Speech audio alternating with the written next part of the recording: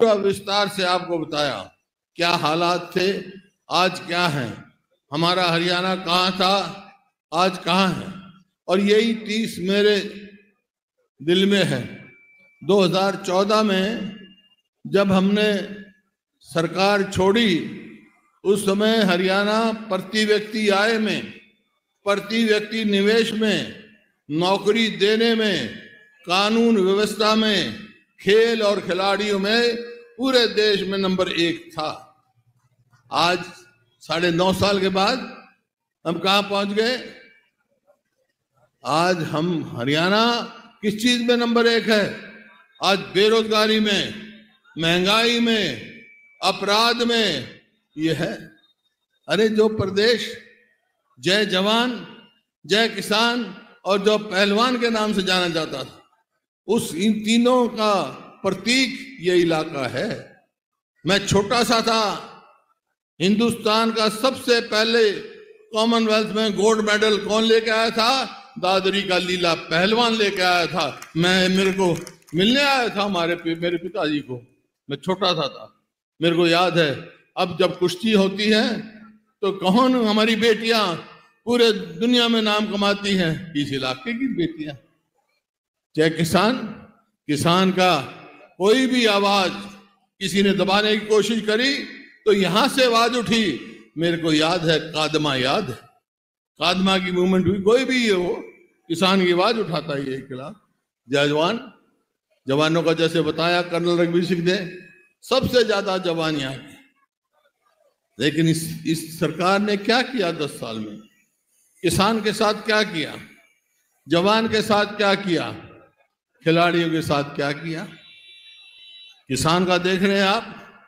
इन्होंने कहा कि 2022 तक हम किसानों की आमदनी दुगनी कर देंगे। बार बार कहते रहे। खट्टर साहब मुख्यमंत्री थे, रोज बयान आते रहे, दिल्ली से बयान आते रहे, किसान की आमदनी दुगनी कर देंगे। नतीजा क्या हुआ? किसान की आमदनी तो दुगनी नहीं करी गई, इनसे लागत दुगनी कर दी, दुगनी से भी ज्यादा। याद कर लो, 2014 में डीजल का क्या भाव था, कीटनाशक दवाई का क्या भाव था, खाद का क्या भाव था, आज क्या भाव है? अरे तो बिजली 10 पैसे यूनिट कर गया था मैं, और सारा यहाँ आपका कर गया था। कितनी गहराई से आएगा, सब उस समय कर गया था। इनने तो कुछ नहीं किया, ये तो किसान का कर दिया। एमएसपी नहीं मिलती, एमएसपी गारंटी की बात करते थे, ये स्वामीनाथन की बात करते थे, कोई फैसला नहीं किया। किसान आज कर्जे में दब चुका है। आज 2014 में अगर देश के किसान पर 7 लाख करोड़ कर्जा था, तो आज 10 साल के अंदर अंदर आज देश के किसान पे 24 लाख करोड़ कर्जा हो चुका है।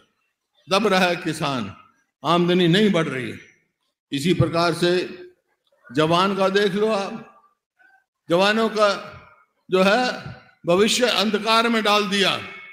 चाहे वो अग्निवीर हो, अरे 4 साल में घर आ जाएगा, ना उसकी पेंशन, ना उसको मान, ना कोई सम्मान, घर आ जाएगा। यहाँ घर आ क्या करेगा भाई?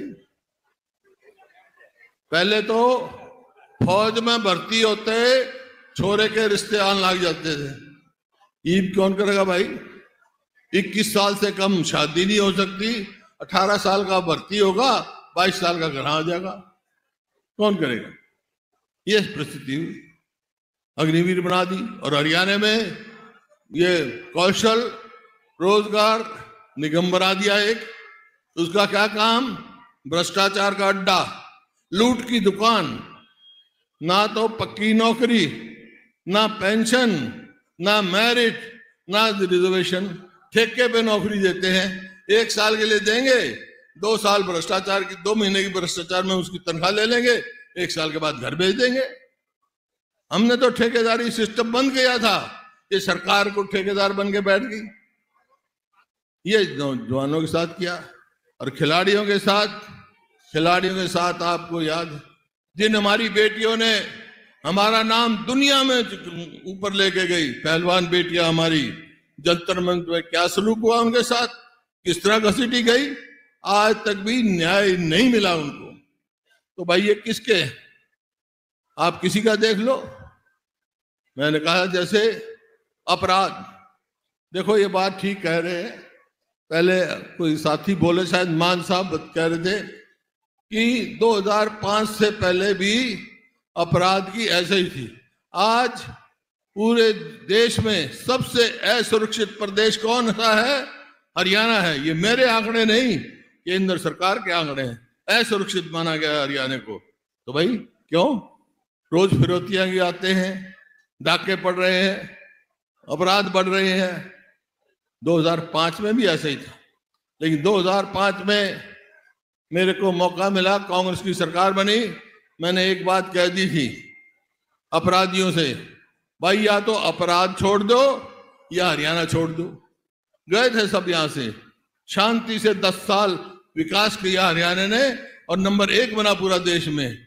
आज फिर कह के जा रहा हूं मैं, कांग्रेस की सरकार बन गई तो भाई हरियाणा में अपराधियों को हरियाणा में नहीं रहने देंगे हम। शांति से जब ही हमारी प्रगति होगी। अब सवाल तो बहुत, बातें तो बहुत कहनी है, लंबी है, लेकिन मैं जैसे अध्यक्ष जी ने सारी बातें आपको बता दी।